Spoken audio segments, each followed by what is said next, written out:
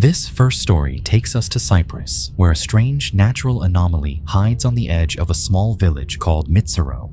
It's called the Red Lake, a small, isolated body of water that lives up to its name. This is because the lake's water changes shade throughout the year, shifting from a bright glowing red to a dark, blood-like color. The reason for this is the mix of minerals in the soil and runoff from an abandoned mine that once produced iron ore and gold back in the 1950s. Over time, this turned the water permanently red and dangerously toxic. Locals even warn people not to swim there, some even calling it an acid lake.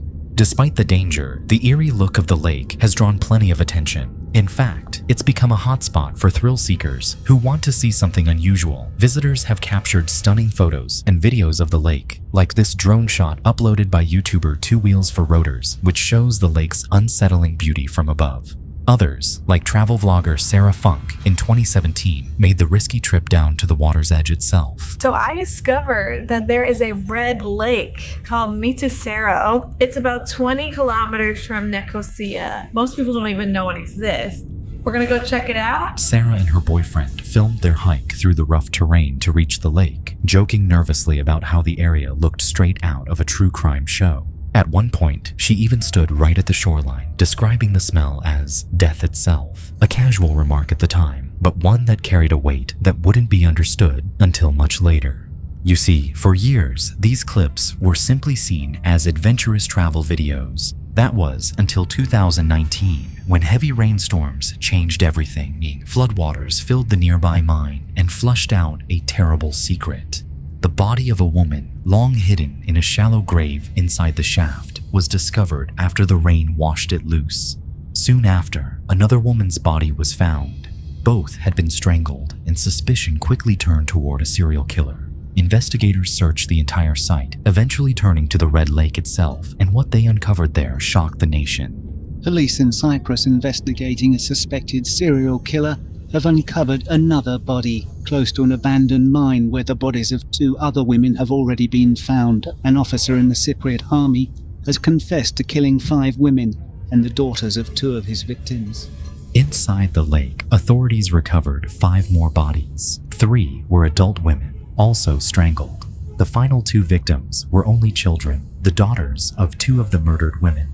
The man responsible was Nikos Metaxas, a military officer who admitted to killing all 7. He had lured women using a dating app, murdered them, and in 4 cases, he bound their bodies, crammed them into suitcases, and threw the suitcases into the Red Lake so they would sink to the bottom, hidden from sight. And here's the detail that makes this case absolutely haunting. Those very suitcases appeared years earlier in the travel videos shown earlier. In the drone footage from Two Wheels for Rotors, the camera flies directly over one of these partially submerged suitcases, one that, unbeknownst to them, held a victim's remains. And in Sarah Funk's video, she unknowingly crouches at the edge of the lake, just a few feet away from another one of these suitcases, with no idea a body was trapped inside. Without realizing it, both creators had filmed the killer's dumping ground and the proof of his crimes long before the truth came out.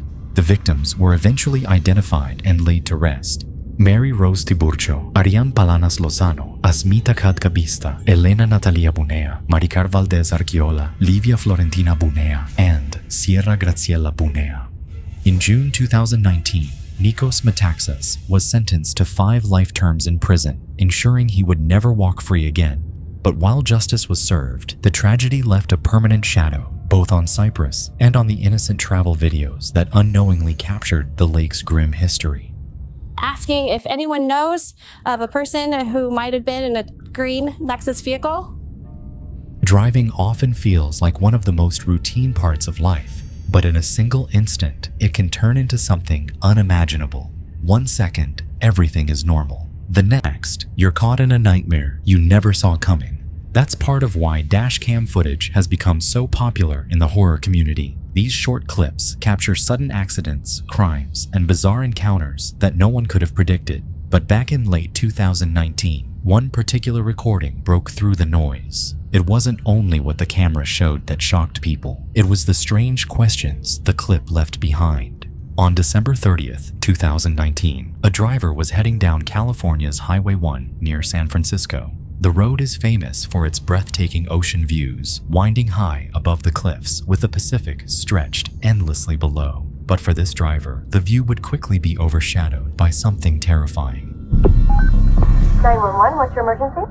That afternoon, the driver called the police, claiming they had just seen a car plunge off the cliffside into the water hundreds of feet below. The sight was so sudden, so unreal, that they questioned whether they had really witnessed it at all. Luckily, their dashcam had been recording the whole time.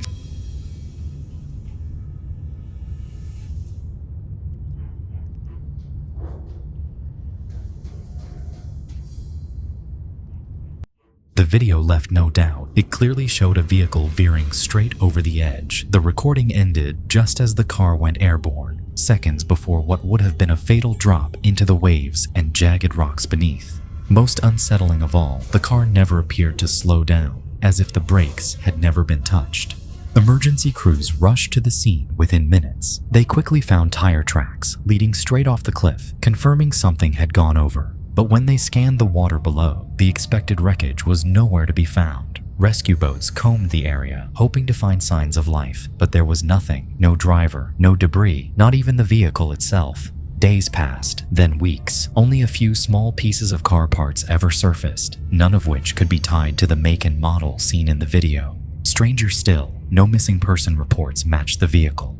And this wasn't just any car. The footage had captured what looked to be a green 2009 Lexus SUV, an uncommon vehicle, hard to miss. Yet, even as the clip spread across news outlets and social media, no one recognized the car, and no families came forward with reports of a missing loved one who owned one. Eventually, the official search was called off. Authorities admitted they couldn't prove that the vehicle was still in the area or that it had ever truly gone over the edge at all. To many, it was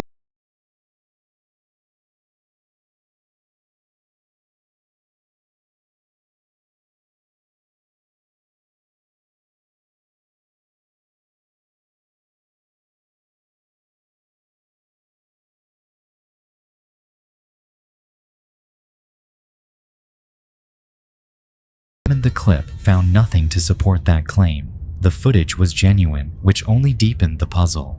Months passed, and the clip began to fade from memory, but on April 29, 2020, almost exactly 5 months later, everything changed. That morning, swimmers at Montara State Beach, not far from the crash site, spotted something floating offshore. When it was brought to land, authorities discovered it was a body.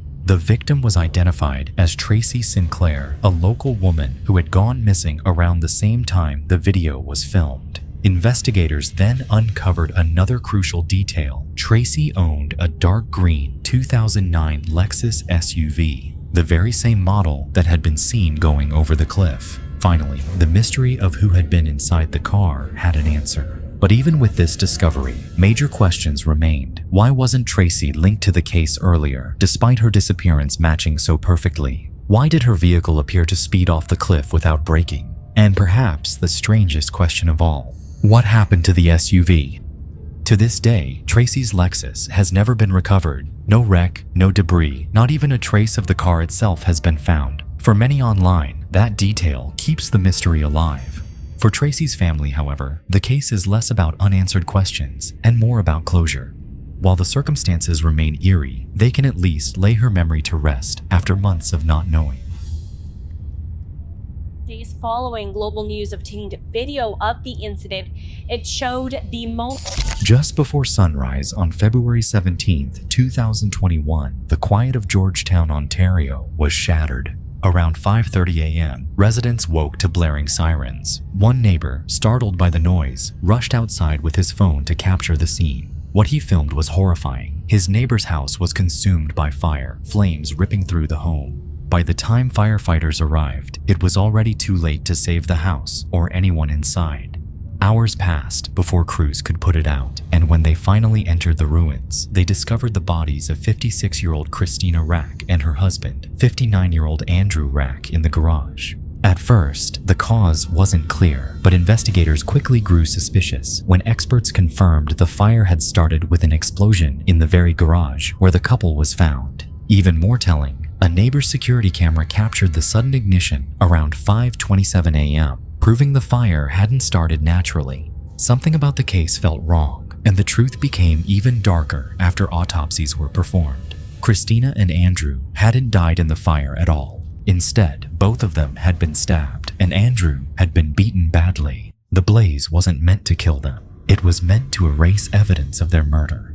The flames had destroyed nearly everything inside the house, but police had one powerful tool left: surveillance video. The same camera that showed the fire erupting happens to also have been aimed at the garage. In a desperate attempt, detectives decided to roll the footage back, hour by hour, for any clue as to what might have led to the killings.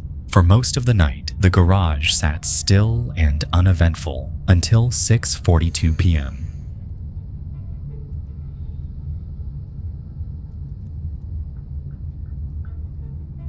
Just years ago.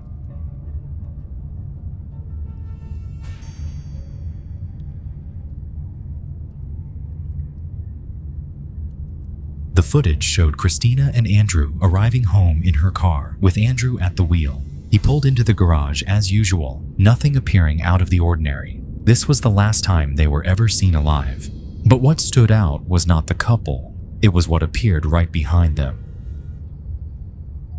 The camera caught a tall, shadowy figure waiting along the side of the house. As soon as Andrew pulled into the garage, the figure slipped inside. The person crouched low, trying not to be noticed, and lingered until the garage door closed behind them.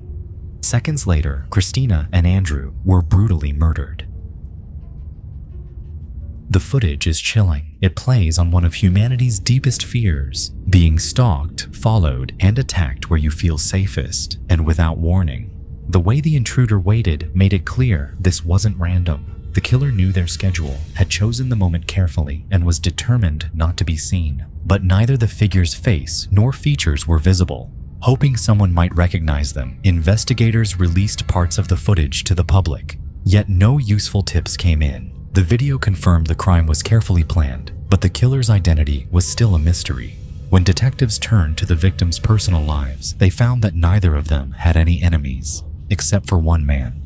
His name was Harrison Brown, a 27-year-old employee at Rogue Transportation, where Christina was vice president of operations. Harrison had a reputation for being hot-headed and difficult to work with, and Christina was often the one who disciplined him. Over time, his resentment toward her grew. It's unclear exactly how police first connected Harrison to the case, but when they searched his home, what they found was disturbing. Investigators uncovered satellite images of the Rack's residence and software proving that days earlier, on February 12th, Harrison had planted a GPS tracker on Christina's car. He had been monitoring her every move, tracking her routine, and planning the attack. Faced with the evidence, Harrison confessed. He admitted he had hated Christina for how she treated him at work and decided to get revenge. Terrified he'd be caught, in the morning following the killings, he returned and set the house on fire, hoping to wipe away his crime. But the fire didn't save him. Harrison Brown pled guilty to 2 counts of first-degree murder and 1 count of arson. His obsession and hatred ended with a life sentence in prison.